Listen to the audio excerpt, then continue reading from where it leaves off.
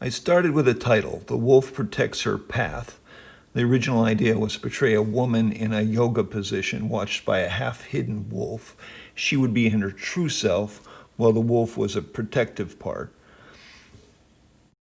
I'm going to talk about two aspects of the painting, how I built it and what, for me, the point was. Of course, the viewer is welcome to come to their own thoughts. So here's the earlier version. The painting you and I are looking at already has an acrylic underpainting, layers of oil, and specialty paper, but it feels flat to me. Adding some new paper kind of frees it up and provides a different way of approaching it. The first thing I'm doing is going to add some birds and some more foliage. I've drawn these shapes out of canvas paper. These really are not great drawings, but I'm going to be painting on them and adding paper, etc. Adhering requires some work using Mod Podge to adhere these cutouts to the uneven surface. I prefer using canvas paper though, rather than scraping and repainting, because it does give me the opportunity to try different placements until I find what I feel is best for the composition. So here I'm darkening some places to bring out the contrast and the highlights. And to do this, I'm using a mixture of some purple powder, some pumpkin powder, mixed with linseed oil as a wash.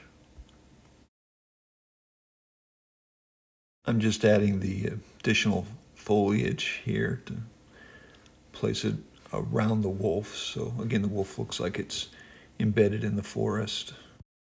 For the flowers, I've mixed some white paint and pearl powder with linseed oil again, making it just wet enough to pour. I'm not really trying to create a spontaneous, beautiful acrylic pour. The point of blowing the paint is just to create something a little more natural looking and flower-like, different from what my brain might just identify as flower.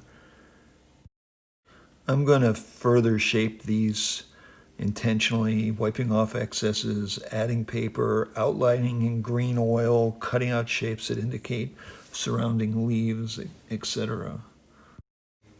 Then I've mixed up some red with the pumpkin colored powder, again mixed enough to pour out and blow on it, so it creates a more natural shape. So the painting is starting to align with my imagining this woman who's in her inspired self, whether that's mindfulness, flow, attunement, or state we might call spiritual. She is sitting in a creative space and a creative energy. Not every animal that growls in the forest comes down the path. That's an African saying.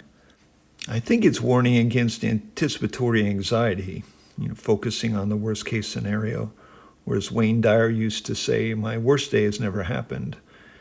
In relationship to this painting, I would change it to some animals that growl in the forest are there to protect our path. You may know Steven Pressfield's writing on resistance, a state that is trying to keep us from getting laughed at, looking foolish, resisting the vulnerability that is intrinsic to doing work.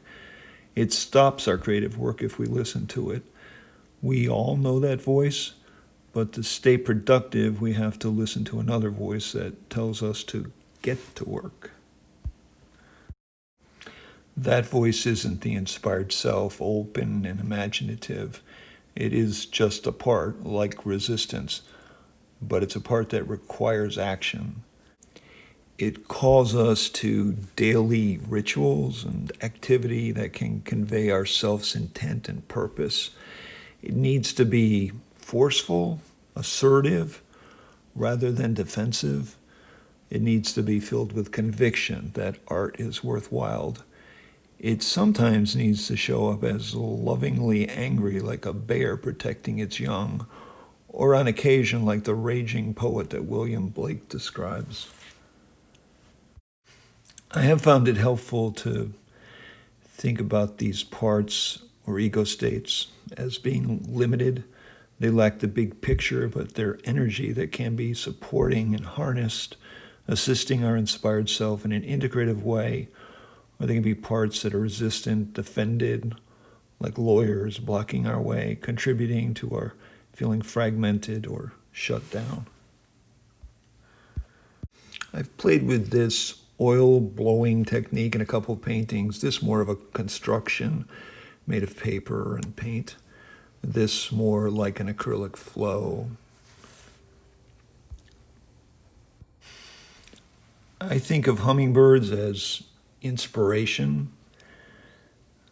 I think of butterflies as symbolic of transformation. Without accessing the inspired self and hearing our inspiration, our intuition, we are likely on someone else's path.